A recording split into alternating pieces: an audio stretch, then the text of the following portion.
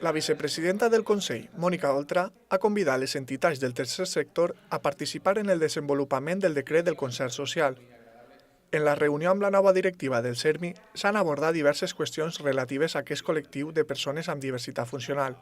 El CERMI és una entitat important de representació de diferents federacions i entitats que treballen en la discapacitat, tota la diversitat funcional, i per tant el que hem establert és aquest marc de col·laboració.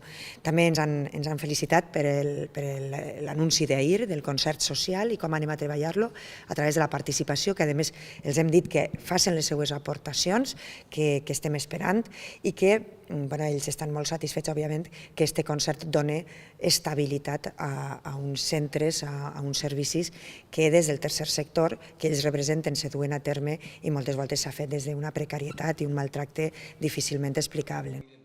Oltra ha indicat que durant l'encontre també s'ha tractat el nou decret del Consell, que regula el reconeixement de la dependència i l'accés al sistema públic.